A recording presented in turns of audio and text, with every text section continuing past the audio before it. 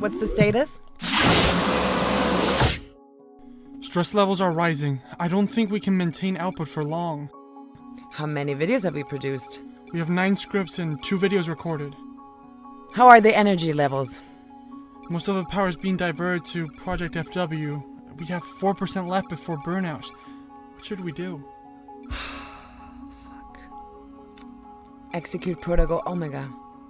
But sir, all our hard work. Why not use Protocol 12 or 13? We have overused those protocols.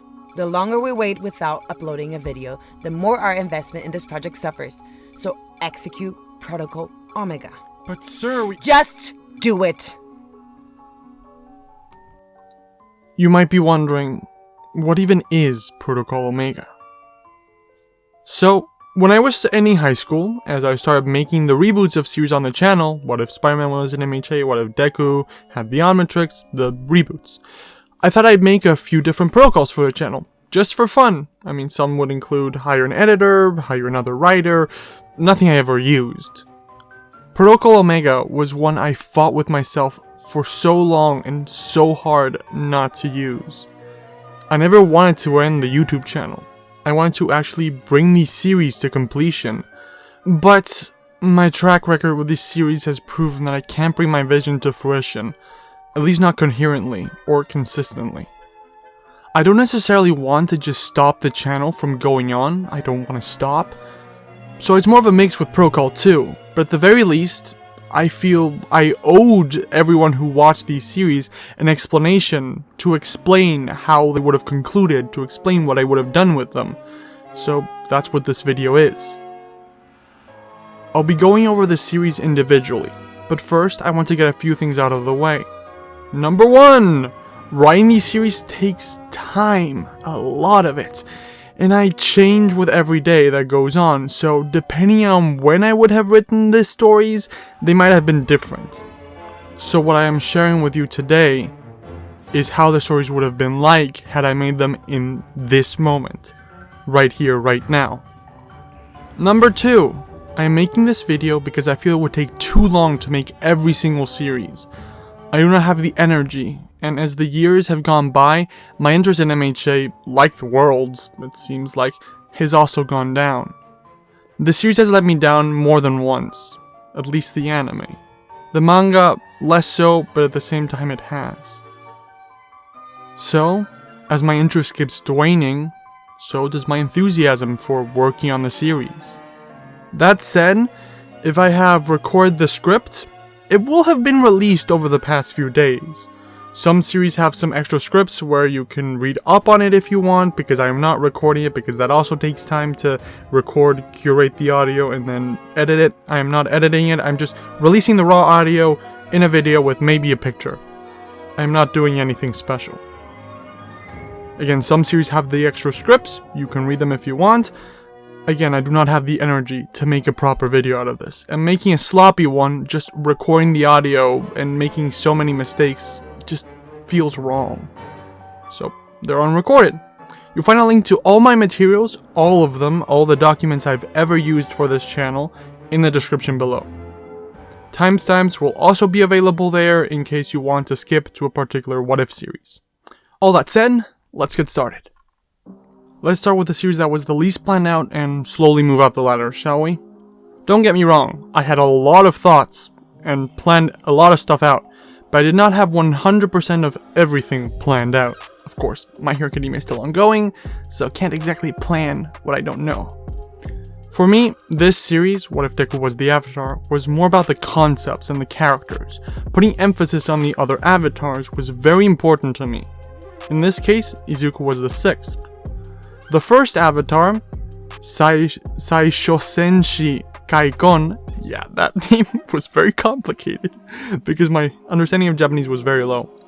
He was the first avatar. Kaikon was the first avatar, which of course we were introduced to in the first episode. The guy with a reincarnation quirk who was given the elemental quirk by All For One and then died despising the guy he used to protect. Avatar number 2 was supposed to be Yamanu Ekim, so a sort of mix between Iroh and Aang's wiseness, at the very least. He was supposed to be an Egyptian chef, a chef who lived in Egypt. He was the first airbender in the cycle who perfected sandbending since he was surrounded by this stuff. Again, wiseness, he was the guy. Avatar number 3, we already met, Mizuchi Misao, a name I actually really like because of its connotation and the kanji I used. This character, I love the design of too, and I love to play with her. She's very fun with her sadistic nature and whatnot. Again, she invented bloodbending, what do you expect? Avatar 4, Aruika Ferreira, is a Brazilian who perfected metal bending. She was the earthbender of the cycle, and she made metal bending. We even have a design for her. I had it made by a friend, as she was supposed to be the next one Izuku communicated with. However, never got to that. But still love the design. My friend's so good at drawing. Avatar 5, Uri Hanlon. He's a firefighter. I'm pretty sure I wanted him to be Germanic. The idea was that the reincarnation quirk took you all over the world, not just the one country. So yeah, he was supposed to be a firefighter, somewhere from the German region, I think. I mean, where else do you get a name like Uri? I guess the US could also work. Yeah, nothing special about him. He died in a fire. And then, ironic, right? Then we have Izuku, who is the 6th, the pro hero of the bunch. This series has 2 scripts, one of which was recorded and probably released over the last few days, and the second one you can read, again, description below. These focus on Izuku's training under manual to master waterbending properly, with Mizuchi adding some extra lessons, which also include bloodbending. Especially when fighting the hero killer, Izuku was supposed to use bloodbending if I remember correctly. The main ideas I had for this series, that again, had I worked on it would have been developed better, were Izuku learns different elements from his past selves, the past avatars, and a teacher in the present. So Cementos would have been the next to help him out with Earth. Then someone would teach him air, not Inasa. Sorry, buddy. Probably Airjet or someone. I mean, a pro hero would have actually taught him. Then he'd try to get Endeavor during his work studies probably to teach him firebending, but Todoroki would end up fulfilling that role. These are the masters I had in mind. They're the ones available in the series, so it's what I could do. And Todoroki even fulfills the Zuko role. He is literally MHA Zuko, so very fun. Yeah, the second idea, which I know I would have gone through with because I pretty much love it, was when the League took Bakugo and Izuku and company staged their rescue mission, which would have still happened in this timeline. Izuku would suddenly disappear from his friend group, and they'd see Kaikon show up, who, along with All Might, would work on fighting All For One, eventually killing him! Yes! The symbol of darkness would have fallen! So yeah, he would have been defeated, leaving All Might with enough energy to keep being a hero for just a little bit longer. This would, the appearance of Kaikon would surprise All For One, who didn't know about this, because he thought he killed the Bender all those years ago. I know it's not much what I have planned for this series, but it's what I have, based on memory and the notes I have, which for this series, unlike the others, which are a bit more concrete, it's what I have.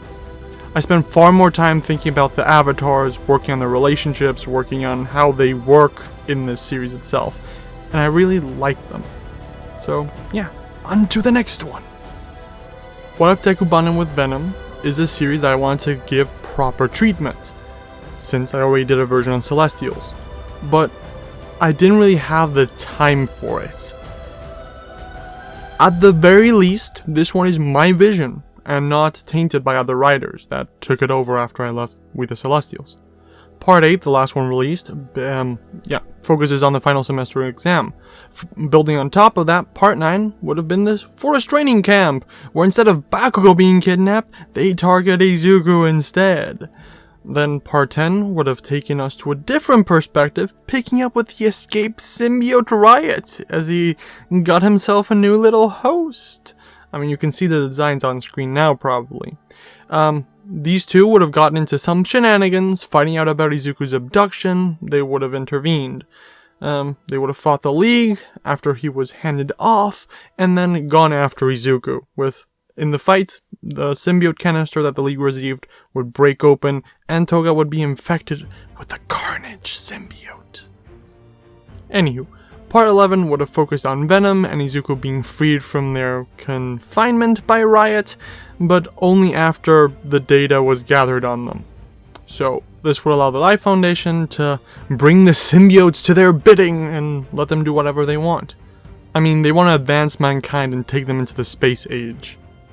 Then, after a talk with Riot, Izuku and Venom would continue trying to strengthen their bond and become better heroes, adding more tools and weapons to their arsenal, while Riot, after freeing some symbiotes, starts making some more moves against the Life Foundation in the shadows. He recruits Toga and a few others, creating his own little team.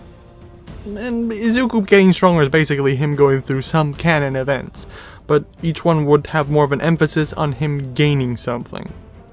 After a few months of experimenting with the data they gathered from Deku and Venom, the Life Foundation would develop their own weapon, a sort of anti-Venom.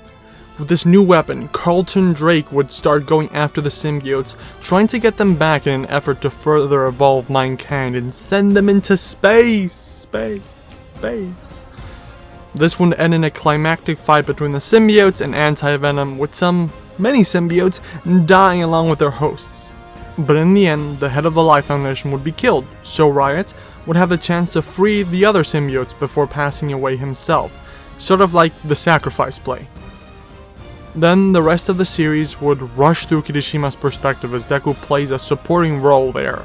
So, not 100% sure how things would have played out because he has One for All and everything, but I know it would end with graduation. After graduation, which is where most of my series would actually have their end, even if it needed a time skip to get there. Shocking, at the end of the Academia of My Hero, Izuku would become a sort of lethal protector, a proper hero. And we would, the idea is to leave these series open-ended, like I feel like MHA is gonna end. Like, the main storyline's completed, but you have room for more adventures. So, yeah. Ikimashou! On to the next one. What If Deku had a twin sister, indirectly, was also What If Deku got One for All early, as having Himoto there makes him more prepared for his quirk. Part 10 would have started Izuku having a short conversation with the 5th user, since he used Black Whip in the last episode.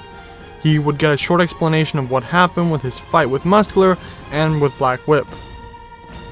He would then awaken in the hospital a day later, and from there, things would have gone pretty much the same, with the students going after Bakugo to try and save him, while the heroes go after the League, trying to take them down.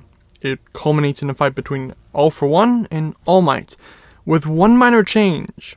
Since All Might gave away his quirk a bit earlier, he has less of One For All to fight with, leading to the symbol of peace's death. Part 11 would thus deal with All Might's funeral. The world starts going to shit as the students of UA are moved into their dorms and start training for their provisional licenses. Here, Deku is confronted with a realization. He can't hold on to All Might. He needs to move on and leave the shackles behind. He starts developing his own fighting style, mixing Black Whip to his arsenal. Himoto, on the other hand, adds a whip to her weapon arsenal, Lion Tamer style, as she starts preparing some ultimate moves. This part would also deal with their exams, like the provisional license exam, with the whole class passing, well, because the world needs heroes now more than ever, so everyone gets a pass. Parts 12 through 14 would essentially deal with the Shie Hazaikai, while also mixing what Himoto is doing. I don't want her to be tied by the hip to Midoriya, so she'd be developing her quirk on her own, like in her own work study, but I would have tried to build some parallels between both of their situations, like what Himoto's dealing with and what Izuku's dealing with. I never came up with the situation itself because I never forced myself to. Part 15 then would have been about emotionally saving Eri from what happened, centering around the culture festival. They'd still do the dance, except they'd incorporate pyrotechnics into the thing, because, well, Himoto's there and she can manipulate fire. Part 16 would deal with the Endeavor incident, and Part 17 with the Class 1A vs B fight, focusing on developing Himoto a bit more. Then Part 18 would have some small modifications in the way it presents the My Villain Academia arc. All Might is dead after all, so society is running even more rampant with villains. Part 19 would be a retelling of the Heroes Rising movie. Here, only the fights would really change, and Izuku would unlock Float. Part 20 would deal with the students returning to their work studies. Izuku would start out in Endeavor's place while Himoto would go back to hers. Here, both would be developed parallel through the video, with Izuku figuring out better control and parallel process over his quirk, while Himoto would figure out how to properly make fire with her pyrotechnics, her pyrokinesis, so she would no longer be constrained by the fire coming from her throat, being able to create it by understanding how fire works better. Part 21 would be them going back to school and showcasing their progress to their classmates, while Aizawa visits Kurogiri. I'd have a small connector towards the end connecting it to the third movie, which Part 22 would focus on. Honestly, I do not know how I do it, but I tried to have it impact the characters in the larger story I'm telling here. I don't really like the third movie, so I would probably change a couple elements too. Part 23 through 25 would be small mini adventures, kind of self-contained, that I'd get to make up in the moment. My favorite part! All of these would be focused around one of the two siblings, or both, and some of their classmates, using it to develop their quirks, strengths, and some characters, in preparation for the final battle, leaving parts 26 through 28 to be the Paranormal Liberation War. Because of Deku's quick development, and him already having almost full control of One For All at this point, this would be their final confrontation, with Deku making it out victorious thanks to Aizawa's help and all their other allies in the battlefield. I mean, I feel like in some of these cases, the Paranormal Liberation War can be the end of the story if handled properly, and that's what I'm doing. Then part 29 would be the final part, dealing with a time skip and ending at the students' graduation, with the young heroes of UA looking to a brighter tomorrow. Yeah, as I mentioned, well, it's the show has to end with the end of the actual academia and leave it open for more hero stuff. So yeah. Next is... What if Superboy was an MHA is at his base, what if DC and MHA fused with the focal character of Jonathan Kent, Superboy, at its center? Or, well, kind of Damien too, like the Super Sons are kind of the focal point. This series was to be about legacy, and the pressure that can put on the next generation. For this series, there are 3 scripts, 2 of which have been recorded, and every part until the very end, at the very least, was fully plotted out with story structures. So you can see the 7 plot one, the Fijian curve, 3-act structure, hero journey. Depending on the part, I used a different one for what I thought would be best to organize myself. So you can see it there. That gives you the skeleton of every part if you want to see it. I suggest you check it out then. That said, let's get to it. Part 9 and 10 left the students having completed the forced training camp without a problem this time, and Shigaraki having gained a new level of clarity. The world had lost another symbol, and so only All Might remained. Parts 11, 12, and 13, the scripts that are produced, handle the final fall, the fall of the symbol of peace. This would happen as the students are getting the provisional licenses, forcing John to already take on the responsibility of the Beacon of Hope in his fight, while Damien confronts Zuranar, the demon left behind by his father in a way. With many students being kidnapped and many more killed, the heroes are forced to react in trying to free the hostages. But some have already been impacted by the ideology of Shigaraki and Stain. So while All Might manages to secure victory and kill All For One with his final blow, he is also killed in the end. Parts 14 through 20 would have each been a trial focused around one of our 3 main heroes, Deku, Damien, and John. Trial 1 would be Damien trying to position himself as the symbol of fear. He would have gone on to do work studies and repeatedly disobeyed orders while scaring the ever-living crap out of some villains. In the end, he would have kind of been fired. Trial 2 would be Izuku trying to live up to the position of symbol of peace, proving himself to Night Eye. This arc would have been drastically different, ending the light that Midoriya thought he could rely upon, that being Mirio, and leaving him with a new mentor, Night Eye. Trial 3 would be focused on John trying to live up to the title of Beacon of Hope. The first half of the video would break him down with a traumatic experience, someone committing unalivement, with him experiencing that, while the second part would be him going on despite what he experienced, making his own hope. Trial 4 would be the trial of the villains. Not exactly a My Villain Academia thing, like not exactly what that happened, but them cementing themselves and beating Giganto regardless. Like they keep attracting more and more people because of the new message they put out into the world. This part would also serve to make the temporary death of Night Eye, as Hawks would be forced to quote-unquote kill him. Trial 5 would be a trial of the three heroes. That would be the events with Nines from the movie. However, since he doesn't have the search quirk because All For One never took it, the powers he gathers are different. Instead of going after Katsuma, he finds out about a guy with an immortality quirk that should solve his problems very well. This one is in the city, which is one the students are protecting as part of their little event thingy. It's not that town, it's a city because many pro heroes have been quitting, so they have to deal with it. Trial 6 would be focused on Damien in the US, a trial of loss after he finds out what happened to Nightwing, with him coming to terms with Dick being gone. I wanted to make this feel more like a Batman story than an MHA story, give him his own thing there. Trial 7 would be the final exam of the first semester of the second year. So yeah, there's been a couple time skips throughout the thing, so time has been flowing a bit quicker in a way.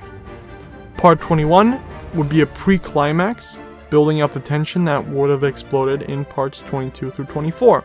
Up until this point, my plan was to make the world seem a lot darker, showcase every bad thing that has been happening, and then it slowly gets a bit better as these heroes come into their own, as things start to stabilize.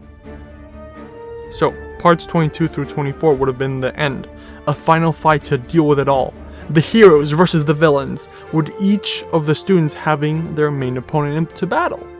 Damien and the revealed to be alive Nightwing, or in this case Batman, would be fighting Zur and R as Batman and Robin, finally together again, while Superboy would be fighting Bizarro, or Nomu Superman, while Deku would face off against Shigaraki, with each of these students helping each other out in some way while fighting. And their comrades, their classmates, would be fighting other villains like Todoroki dealing with Dabi, and Doga being dealt by Uraraka and Tsuyu, etc. I am explaining it in very concise manner because it's the newest one I thought of, and before I decided I can't keep on with this, I'm just gonna burn myself out again.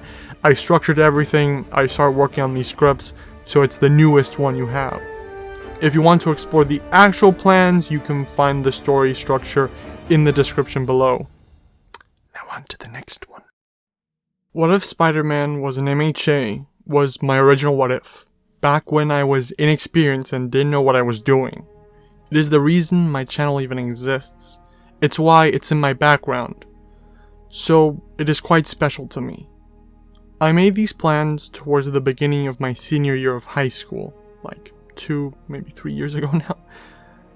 I expected it to only take maybe a year to finish this whole series, to finish everything out. But as my quality grew better, my production cycle grew larger, and my interest grew smaller, I stopped. So, here we are. There are a few parts already written, so check it out if you want. Part 12 set up the raid on this deal going on between the Sinister Syndicate and Kingpin's goons. This raid would continue in part 13 and 14, with Peter coming into contact with the Master Planner through his robot, the Loving Brain. Having a short talk with him before the robot is set to self-destruct, allowing the other 5 members of the Syndicate to escape with what they came there for. The Quirk Boosters and the Deleters. Part 15 goes back to normal for a bit. The villains reconvene and get settled while Peter returns to school. He interacts with Midora right before the Yakuza incident. Right after that happens, Peter goes home to babysit his brothers. Remember, this is something he was allowed to do. And while playing hide and seek with them, he finds a few old case files, leading to the start of part 16. The video would start with a flashback of Peter's parents, the Scarlet Spiders, conducting an investigation into a man named Octavius, a few days before their deaths. However, he doesn't find everything out about it as his brothers interrupt him. After the babysitting is done, Peter returns to the dorms, taking this box with stuff with him. He skips dinner, which worries some of his classmates there. There's just a strange look in his eye. In the morning, the day of the Yakuza raid, he goes on patrol with Silk and Kendo, stopping a robbery by the Ghost. Peter dips out early, wanting to find out more about his parents. He starts checking the computers on the agencies at a White Tiger agency, while his friends keep on the patrol.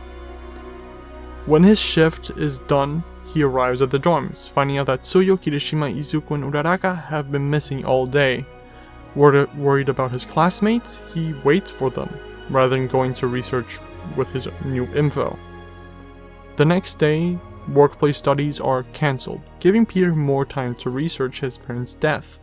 Something just doesn't seem right about it all. Part 17 would start with Peter isolating himself, ignoring his friends more and more to focus on his research. When Gwen comes by to study, she finds him going crazy, walking on the roof as he goes over a board. The way he's all spidery, how he's acting, scares Gwen a little. He just seems obsessed with this Octavius guy and whoever is connected to the murder. Gwen manages to calm him down and gets him to take a step back, which turns into a quiet moment that ends in a kiss. Gwen gets flustered after that and runs away, saying she'll just ask Harry for help since Peter's so busy. After this, the video would gloss over the preparations for the Culture Festival. Thanks to Gwen, he at the very least settles down a bit, and his investigation, slows down. Handling things more calmly, he even takes time to help Izuku out with a new gadget he needs. He helps Izuku and All Might test it out, and since it's working, Izuku and Deku have a bit of a brawl to see how good the device actually is. Part 18 would start with Kitty talking to some friends, with them encouraging her to go for it with her relationship with Peter. You know, something that happens around Culture Festival time in Japan apparently. So she decides the Culture Festival will be the right time to tell him. Since the fight is over, Peter makes the adjustments Deku asked for, making the device better for the green-haired boy. He gets it ready by the night before the Culture Festival, handing it to Deku, who says he'll try it in the morning. Next day, their performance goes without a problem, even if Deku was a bit late running his errands. Maybe he ran into some complications on the way, who knows. After cleaning up, Peter goes searching for Gwen, who he hasn't seen in a few days. They text where to meet, saying that they need to talk. Instead of running into her, Peter runs into Kitty, who after a short talk, actually goes in for a kiss, just as Gwen shows up. Oh no, drama! Gwen runs away crying. This leads us to part 19, which would be called Newton's third law, because every action, the kiss, has an equal and opposite reaction, which in this case is hurt feelings. The video would start with Harry comforting Gwen, getting angry at Peter with everything that's happening. At the same time, Peter talks to Kitty, asking her for space. The next day, after class, Harry confronts Peter, going off on him for making his friend cry. Peter tries to apologize to Harry, but he isn't hearing it, leaving before he can. Not knowing what to do, Peter gets advice from Johnny, who he just randomly met in the halls, and Aunt May, who he called after Johnny's advice proved useless. So after hearing from everyone, Peter meets up with Gwen and talks things out. They decide on taking some time to figure things out, but want to start dating. Harry overhears this, more drama, since he actually likes Gwen. Le gasp! This one would end with the Wild Pussycats visiting to see the new hero rankings. Here we would also pass a bit of time and mention the Endeavor fight and how it impacts the students. Part 20 would have been a simple Class A vs B arc, Not sure what importance I would have derived from this. I would have tried to add some importance to the characters here. Probably would have tried to focus on Kitty and Peter, maybe Clayton. With Peter and Kitty not operating together or well together and trying to strike a balance with each other. Part 21 and 22 would focus on the My Villain Academia arc. It'd start by explaining how Eddie Brock first came into contact with Octavius, wanting to save himself from the symbiote that was slowly killing him. In exchange for loyalty, Doc Ock stabilized the villain, with the symbiote even delivering a baby later on. This would connect to how Peter's parents died, with the whole picture being revealed to the audience. This was all supposed to be a quick dream sequence that, well, also flashback, that ends with Venom waking up to fight Giganto. This would go on until the Paranormal Liberation Army declares war on the League. As the League travels to the location where they're supposed to duke it out with the League of Villains, Venom would keep remembering, so we go over the scene of Octavius faking his death and going off the grid, rely on some connections to sustain himself and further his plans. While in the present, we basically have a fight between both sides. All hell breaks loose, and Venom bites the heads off of a few soldiers before getting together with an ally. Here's where Scorpion would give him information on Peter and what the boy has been searching. While the fight rages on, Venom gets this information and a mission from Octavius. Part 23 would basically cover the events of the second movie, retelling the events a bit differently with nines and everything. Part 24, called A Christmas Carol, which I always wanted to make it coincide with Christmas, would see the class celebrate Christmas after returning from the movie adventure. The students are allowed to go home and visit their families, but when Peter does visit, he finds himself having to fight Venom, with the villain threatening to kill his entire family, the entire Parker household. Peter reaches for his web shooters but is warned by Venom not to do anything, as he holds tightly onto both his brothers. The situation would be pretty tense, as Venom warns Peter to stop his research, but this is where Kain and Ben break free from Venom's hold, and like the little rascals they are, they keep Venom busy while Peter grabs his web shooters and moves Aunt May out of harm's way. I had this idea since the very beginning of the series, since I introduced Kain and Ben as his little brothers. Then, throwing his brothers to safety, Peter attacks Venom, kicking him through the wall. They fight for a bit. This time Peter manages to hold his own in the fight before the hero escorting the students attack Venom. The villain retreats and Peter plants a tracker, which gives him the location of the League, which he shares with UA. Part 25 would have the work study start back up. Peter resumes his with White Tiger, training and learning more. Sadly, all his research materials were stolen, so his investigation into Octavius is stalled. So is the investigation into the League, as Peter is told by UA to stay away from it. He overhears White Tiger talking about Kingpin and the current situation. He goes on patrol, passing by the Fisk Foundation, where Aunt May works, and finds Deadpool and Punisher duking it out. Part 26, titled Takeover, would see Deadpool take over the narration, breaking the fourth wall and whatnot. This would be the situation at the Foundation from Deadpool's perspective, with him trying to stop the Punisher from getting the information he's after. Like, Punisher is after Kingpin, he has a serious vendetta. This continues into Part 27, where the situation is wrapped up. It brings White Tiger's attention, who gets enough proof from the Fisk Foundation and the Punisher to warrant the siege he wanted. Peter and his class would have their little strength showcase evaluation thing, while Aizawa deals with Kurogiri. The video would end with White Tiger assembling the troops for his siege.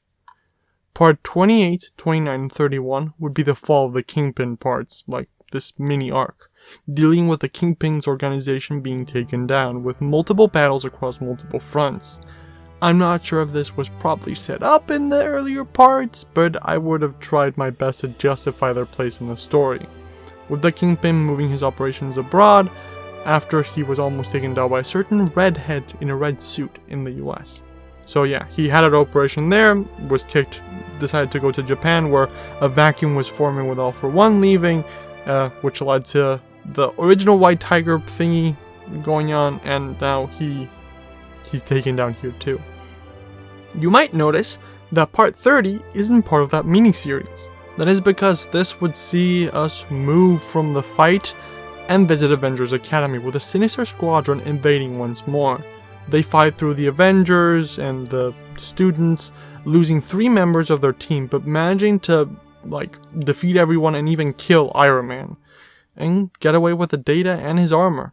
In essence, this shakes the world stage in a way. Part 32 would deal with the repercussions of the death of Tony Stark as well as the fall of the Kingpin, with Peter caught in the middle of both. His family was supported by the Kingpin's money, so now he may have to leave Japan. Talking it out with his family, he decides to stick around while they return to New York, leaving Peter alone without his core support system. Part 33 would have dealt with his life a bit more, how he feels alone and is in a similar situation to Uraraka financially speaking, having to make every yen count.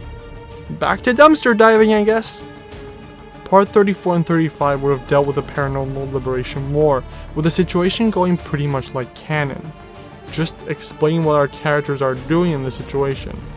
However, towards the end, as the villains are retreating, Venom and Vulture and a few other surviving members try to attack Shigaraki, being repelled by Dabi and the remainder of the forces. Dabi unfortunately saw this coming since he doesn't trust anyone. So yeah, the Octavius' group makes their move, trying to create more of a vacuum to take profit from. Part 36, as Deku is going off in his vigilante crusade, Peter does something similar, going around with some classmates and helping some survivors, guiding them towards UA and whatnot, just keeping them safe. This part should be focused on exploring the world and elaborating it. The part would end with a Sinister Syndicate making their move. Venom, Vulture, Scorpion, Electro, Sandman, and Kraven fight Spider-Man in Part 37. While he does manage to hold his own, having to save civilians results in his capture. He would be taken into their custody, where he would meet the mastermind behind the whole operation, Dr. Otto Octavius, or Dr. Octopus for short. This is where his plan would become clear. After realizing that the Quark Doomsday Theory was correct, Doc Ock saw the downfall of society coming. Not only that, he noticed it was being controlled from the shadows. So, he devised a master plan, one that would allow him to help society avoid its doom, while also cementing him as the leader. But as he worked, he noticed cancer approaching, not to mention society would get in its own way. So, he started taking measures to live on. At first, his plan was to transplant his mind to Tony Stark, but his underlings killed him, so there was little he could do there. Octavius moved on to plan B, Spider-Man. His body was dying, so he transplanted his brain into Peter and ruled the world from his pretty sturdy body.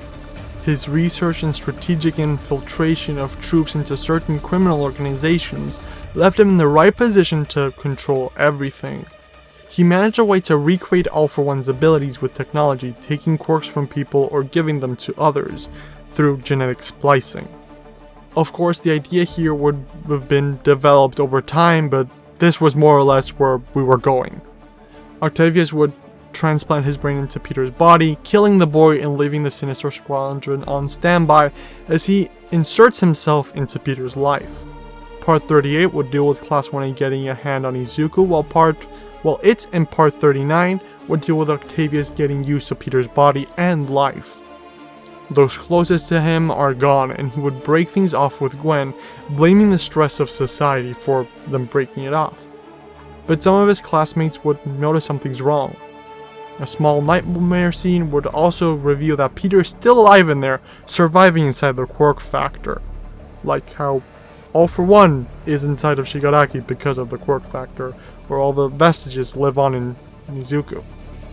At this point in my plans, I'm more or less where the manga's at, so I can't say for sure how I do things, but my idea is that after the main fight against One For All, after Cole was revealed to be a villain, Octavius tries to kill Deku and take the top position of hero in the conflict.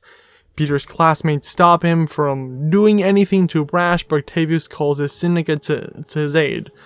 The close friends, even Harry and Gwen, intervene in the situation. A battle goes on in Peter's mind at the same time as he participates in the physical one. Gwen is fatally wounded as Peter gets the upper hand in his mind, which gives him a split second of control, which allows him to get knocked out / bested by the heroes. The resolution would come from Harry combined with a dying Gwen. Tapping into Ox Tech, they get the location of the base and manage to tamper with things so Peter gets control of his body again. But Gwen's still dying, so no time for a hospital. Not that there are any around working, so using Ox research, she is injected with a quirk that allows for cellular regeneration. So towards the end, she gets spider powers too. Or at the least, that's the direction I was thinking of going in. I might have chosen a different one in the end. It just seems a bit contrived right now, putting it out like this rather than explaining it bit by bit. The last part would focus on graduation, where Peter would move back to New York, becoming the Spider-Man we know and love, meeting another certain redhead in the process of stopping a Rhino-like villain.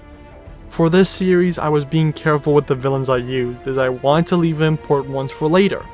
I wanted to do a sort of superior Spider-Man situation towards the end, but the logistics of it were never 100% down. I just knew I wanted to use the Sinister Syndicate as a thing that had a lot of squadrons, which were different types of Sinister Six, which is the ones that Spidey ended up fighting throughout the thing. On to the last What If, I guess. What if Deku had the Omnitrix? This series had a lot of love and care put in it. Even if my interest in MH8 waned, I kept myself going on it with my interest in Ben 10. It was fun to come up with alternative names for the aliens, making redesigns, and towards the end, making some ultimate designs. This series does have some unproduced scripts. You'll also find all the designs and whatnot in the description below. Honestly, remaking the aliens was a lot of fun. My favorites were probably Future Swampfire, Future Wrath, and Armadillo. I really like that the Future Wrath has like the Kirishima type clothes going down. I kind of tried. I had the idea halfway through the future aliens to model them after some classmates or whatnot.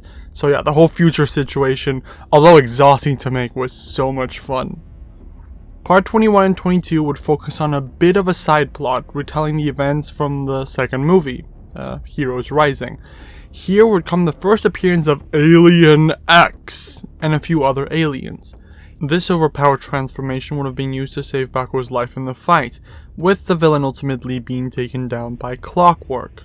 This two-parter would have been ended with the revelation of Night Eye's death, who up until this point was still around because of changes in the timeline. This would lead into part 23, where the circumstances surrounding Night Eye's death would have been made clear. Narratively speaking, he's too much of a threat due to his abilities, which is why Horikoshi killed him off. It's the same situation for the newly formed Paranormal Liberation Front, so they take him out. The latter half of the video would have been focused on Izuku desperately searching for a new workplace study as his was lost. Like in canon, Todoroki would have invited him and Bakugo to work with Endeavor. This would have continued into part 24, where no real deviations from canon would happen. They join Endeavor and focus on bettering themselves over winter break. I honestly don't like my idea here, but it's what I have. Izuku had been relying on switching too much over the past few parts, like switching from alien to alien, so this video would have been him working to maximize what he can do with a single alien, working on ways to supplement others' abilities. Think how Tetrax used a surfboard to get around instead of him having to switch to a flying alien. That was my idea, so he could stay as hero longer. Honestly, I would have gone through another rewrite or two before publishing it, but yeah. However, the video would have ended by continuing the talk between Albedo and Maltruant. Part 25 would have been one of my original videos, the ones I have the most fun with. The video would be called Hunted and focused on a few bounty hunters things, 66 Crab, the guy from Alien Force Season 3, and a few others we've seen through the series. They go after Deku trying to steal the Omnitrix from him. While at the end of the video, we would see a small tie-in to the next adventure. Part 26 and 27 would have adapted the third movie. However, I'm not a fan of this movie at all, so I had a few changes in mind. I would have changed the main villain of the movie into the Forever Knights. The group would have been an ancient order who once upon a time were concerned with dragons and intergalactic beings, but once impurity started showing up in the human race, they would have done all they could to rid themselves of them. Their ranks would have been mostly comprised of quirkless people, with few exceptions, with them relying on technology and gadgets to fight the heroes. Their plot, however, would have largely been the same, to exterminate the heroes. Instead of having Rhodey as the new character, the series would have introduced a few international heroes and heroes in training, such as Zack Saturday and Generator Rex. Deku would have been framed and fight some of the other international heroes before they grew to figure out what was going on and teamed up to defeat the actual villains. This part would have been the main payoff to that throwaway line in part 16 where the number 2 hero is Rex and number 3 hero is Zack. Yeah. Part 28, like part 14 before it, would have been solely focused around Albedo. The last few scenes that happened in 20 and 24 would have been brought up again and reused. Essentially, Motruin saw his plans for the Time War obstructed by a group of Omnitrix users. So in order to stop it from happening, so his plans could go forward, he went around time and space taking out the different bends and Omnitrix users, creating diversions for them until only one bend was left, one that wouldn't be able to stop him from getting to the beginning of time, leading to the main version of events we know from Omniverse. In order to do this, Maltruant frees Albedo and warns him that he'll need help to take down Deku. After being freed, while on a nearby planet, Albedo takes on Galvan robes and hires a few bounty hunters to retrieve the Omnitrix. They fail. We've seen this in part 20, well, we would have seen this in part 25. So, he steals a core from Galvan Prime and starts making his own, a better Omnitrix, an Ultimatrix. Once it's complete, he realizes his Galvan form isn't in the device. At this point, he just wants to return to his normal body, but needs the main Omnitrix for that. Thinking to what Maltruan said that he'd need help, Albedo goes in search of the only other being that has bested Izuku Midoriya, that being Vilgax. Finding the tentacled tyrant deep in space. He would free him, and after a quick fight, he'd struck up a deal. Vilgax would accept, but being weakened would first go on a power quest with Albedo. The idea here was to mix the events of classic series with Kevin and Vilgax teaming up and the Alien Force team up between Albedo and Vilgax. Their quest would focus on Vilgax attaining the power of other worlds, leading to a redesign that would combine elements of classic and AF Vilgax based on some pictures I found online. Part 29 would have started with Izuku testing out his new transformations in a training exercise, with the announcement soon coming about a joint operation with heroes nationwide. When these events are vaguely revealed and the team for the situations are stated, Izuku, remembering the future state of things, requests to be moved to the forest team, a request that surprises everyone since the location of the teams wasn't revealed to them. He thus is taken to the Public Safety Commission to talk about what he knows since there could be a leak or something, but the plumbers block him from divulging too much.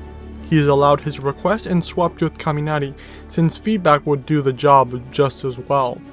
This part would end with Shigaraki awakening after a small explanation of the state of affairs. Part 30 deals with Shigaraki awakening properly, as everything starts going to shit. Most things would be glossed over a bit superficially until Gigantomachia comes into play. I honestly wanted to animate this segment so much, I had so many ideas for it, I have a clear vision in my head. I don't know how long it would have taken me, but I would have gone through with it. The class starts coming up with a plan to take care of the giants, one that fails. Izuku, recognizing this as the pivotal moment for the future, he is here to stop it, so he springs into action regardless. Yamamoto's plan may have failed, but he can also make it work. He tries to make the giant go to sleep with Quill, but fails.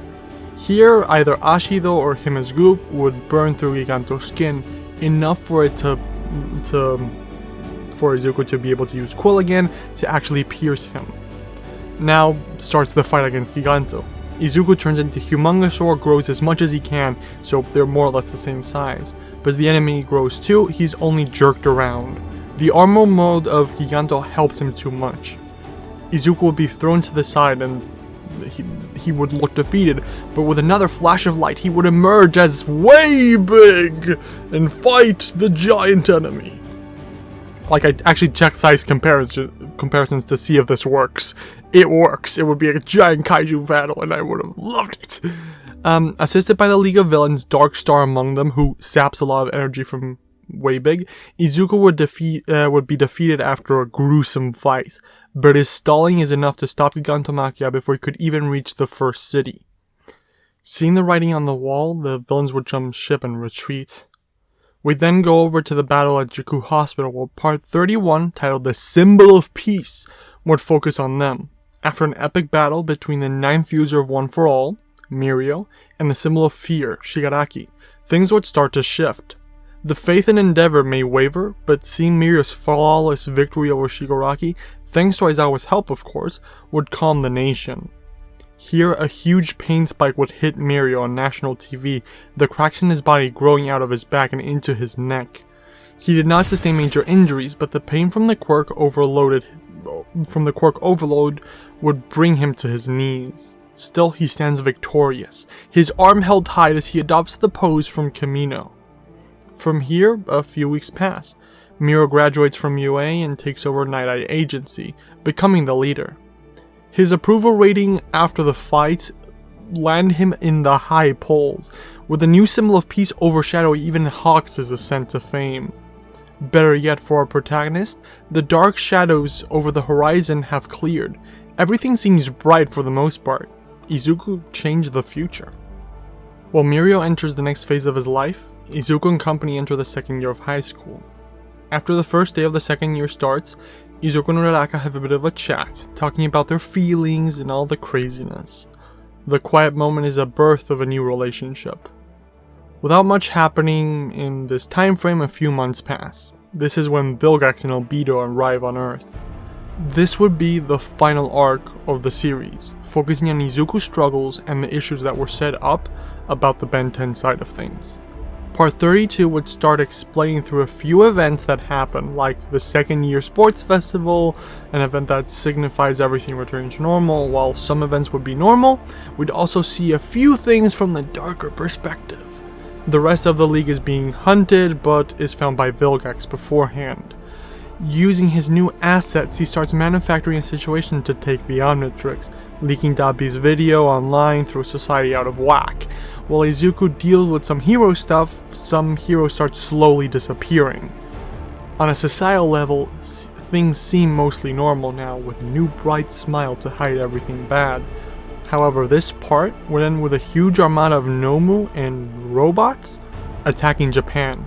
At the same time, Vilgax would issue a Conqueror's Challenge. This is when things really start taking a turn, as Vilgax is back with a vengeance. The plumbers quickly take command of the situation by taking command of the Public Safety Commission. The thing is that this is not only taking place in Japan, but the whole world.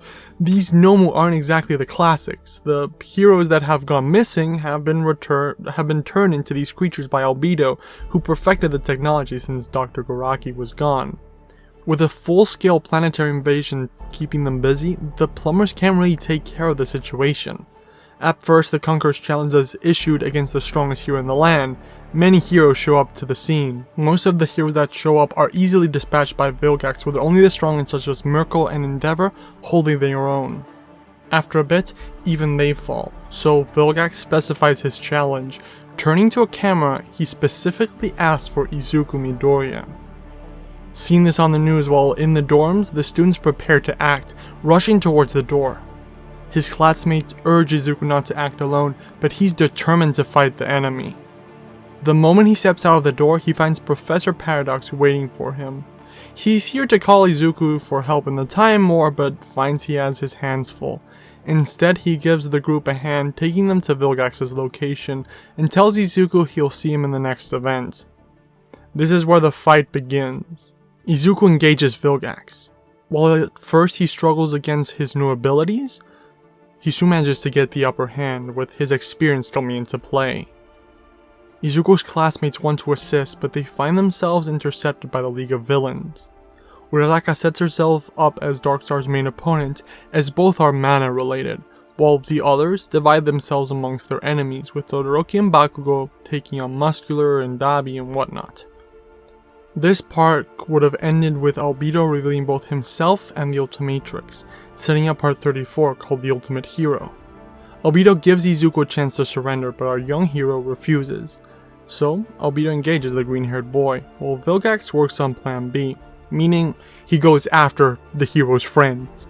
Dabi intercepts Todoroki, while Bakugo and some other students would now engage Vilgax, struggling to even survive. While that is going on in the periphery, the main fight going on would be between Izuku and Albedo. Our young protagonist does show great progress with the Omnitrix, showcasing his straining and strategic intent, but every turn, he is outwitted by Albedo, who simply uses higher firepower, besting our protagonist with ultimate form after ultimate form. Class 1A slowly takes down the remaining villains one by one, but are engaged by Vilgax afterwards. With him having defeated Bakugo and Todoroki, he moves on to the rest. After seeing their individual victories and collective defeat, we move back to Midoriya, who at this point is barely holding his own against Albedo. The tides turn. Things seem lost when reinforcements arrive. Mirko and Endeavor wake up as the big three show up, engaging Vilgax and separating him from Midoriya. Mirio tries to do the same thing with Albedo. Here, the alien trapped in a human's body makes a remark about Mirio's genetic damage. With some plumbers arriving at the scene too, including Ben, Gwen, and Rook and Kevin, Izuku is given some alone time with Albedo. Instead of fighting, the green-haired boy strikes a deal with a Galvin. The tables are starting to turn to the side of the heroes. The armadas are being taken down and the number of Nomu and robots is starting to dwindle. So, he hears his opponent out. Izuku asks if Albedo really just wants to return to his Galvin form. Albedo nods, and so, Izuku proposes giving him the Omnitrix in exchange for two things. One, his help fixing the Doomsday Theory problem, and two, the Ultimatrix. Albedo thinks about it for a moment. What Izuku proposes is certainly doable, so after asking him a few questions to see if he's trustworthy enough for this, Albedo accepts. But just as they are exchanging their watches, just as Izuku is handing over the Omnitrix, Vilgax interrupts, pushing everyone away, with the bodies of his fallen opponents. Izuku struggles to push Mirio off himself, reaching for the Omnitrix as Vilgax grabs onto it. Realizing the situation lost as his ultimate foe puts on the device, Izuku instead reaches for the nearby Ultimatrix.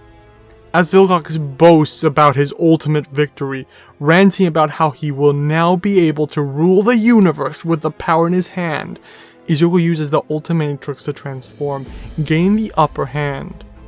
Utilizing his new ultimate abilities, Izuku manages to get the upper hand in battle, but Vilgax holds on to the Omnitrix. He starts putting it on when Deku's classmates come into the fray. Bakugo and Uraraka manage to take the device out of his hands while Todoroki, Seido, and Mineta keep him in place for a moment. With the Omnitrix back in their possession, Izuku makes the final move, taking down Vilgax. Then, as promised, he hands the device over to Albedo, fulfilling his promise. Albedo uses it to return to his original form.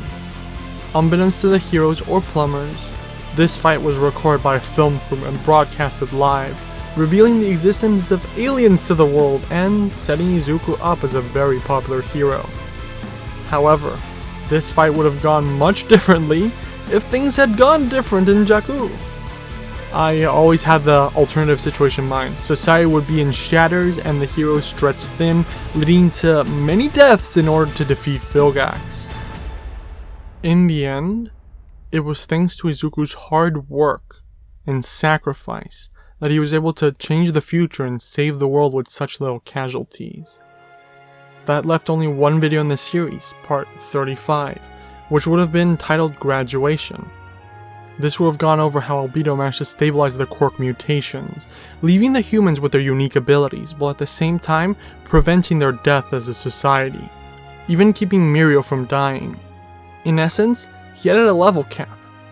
From Izuku's point of view, other events would have been explained, his legend spreading into the stars, bringing the attention of Tetrax, him bring Petropia back and participate in many other situations like ending a planetary war. The part would have picked up in the present with Izuku working in Mirio's agency. He deals with a clown-based villain on the way to school, but he doesn't have much time, leaving him wrapped up nice and tidy for the police as he rushes to school. He arrives at the graduation ceremony a bit late, getting scolded by Aizawa, but we still see them go through the graduation ceremony. The series would be left quite open-ended, with many future issues for them to deal with. At the very least, the future seems bright. With all main series talked about, there are just two things left. First, the Shield Hero situation. The Shield Hero situation is difficult to talk about. I started making those series to try to get myself out of the monotony of writing the same story over and over, but I wanted to get my What-Ifs done, so adding new ones only made that more complicated. I had less time because of this. While it did offer a bit more freedom in the story structure, as MHA's Event 1, Event 2, Event 3, so entrance exam, the ball thingy, the fight, the USJ, etc., which the protagonist doesn't have full control over, or at least it doesn't feel like he does. Shield Hero, it's a whole different world, with a few events in between to explore. Like you have the Wave 1, Wave 2, Wave 3, that's about it that's stable. The rest you can make up as you go if you know the world. It's like an open world versus story-based game. That said, I don't necessarily have plans for them, so imagine their ends as you will. Now that we talked about how the series would have ended, let's talk about the important series that would have been made. Crisis of Infinite Dekus. Since the beginning of the channel, I wanted to do crossovers between series. I love them on TV, like when Rex teamed up with Ben, so I thought I'd add some to the channel. The first one was very fun to make, and the second allowed me to explain why everything had been rebooted. I remember reading a comment saying, "All well and good with this one, but next time please don't kill everyone off." Good point, but that was the point of the crossover. It was to explain how everyone died and why everything was reset, which led to the reboots of the channel, like it was a retrospective story. I plan to make another crossover around part 17 of Spider-Man 22 of Omnitrix, with all the current What-Ifs crossing over while setting up a few more, all leading off of the Remnant storyline, which was the reboot everything. That one set up the second What-If crossover, the Crisis of Infinite Dekus, which would have set the last one up.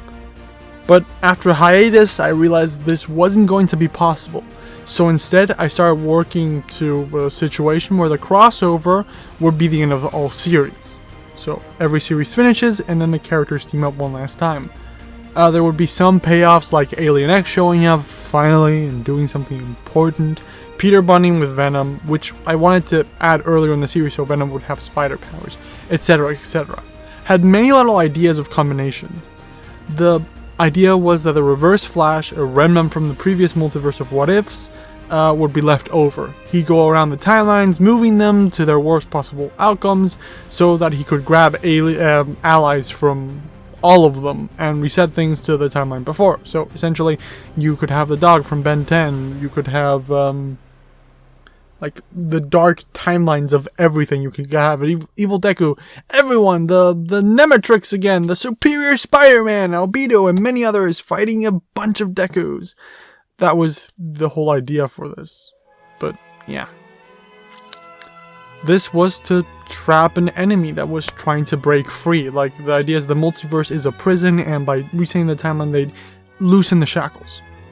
A first part of this actually exists, but it's only really the setup. It's the conversation between Jay West Allen after he exits the last timeline, after he comes to the present, and, well, the Reverse Flash. Of course, at the end, the heroes would win, which would lead to a break in What-If continuity that separates all universes, would allow me to do a bunch of other storylines. That was the idea of where I was going. Like, I could do, okay, because of this, there's a ripple in time here that sends this character there. Like, that was the idea. Create a multiverse of possibilities.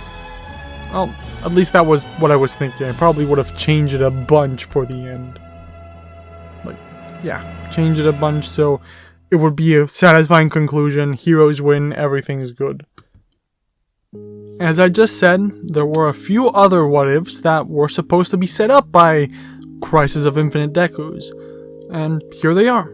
What if Deku was half ghost? The reboot was supposed to be out there because everyone loved the original apparently, or at least loved the idea enough.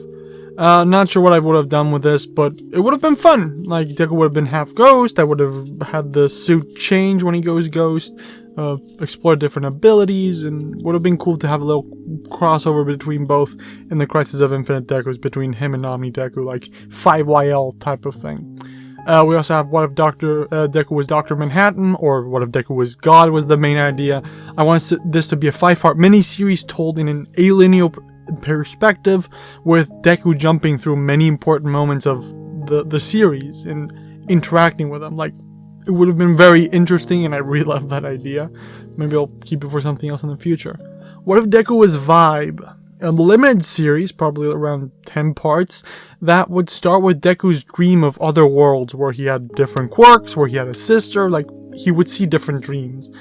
And it would end with his universe being destroyed. Like, he goes through some events like normal, but some are drastically different, and then in the end, he figures out he can travel to other universes, and when he tries to go back home, he finds his world was destroyed. Like, that was the idea behind that, and I would have loved to do that shit. Like, this one was really supposed to be a connector to the last version of Crisis of an Infinite Dekus. And what if Edward Elric or the Elric brothers were an MHA? An idea where the homunculi from that series were different Nomu created by All For One with the help of Hohenheim's research.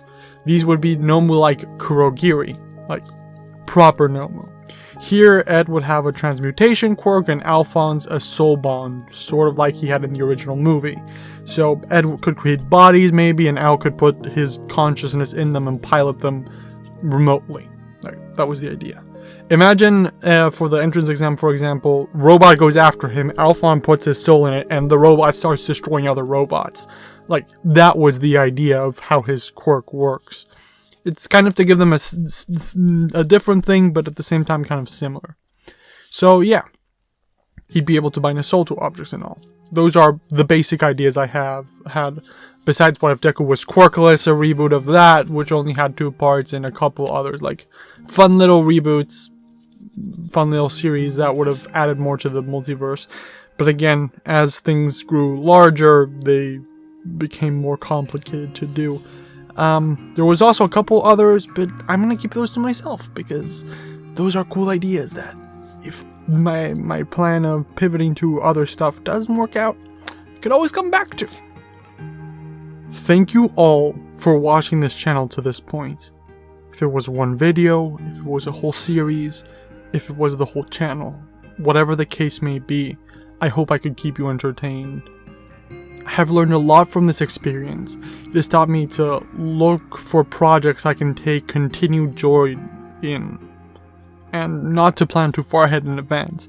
Not to mention, it's been a way for me to refine my writing and my craft and get confident enough to actually write a book.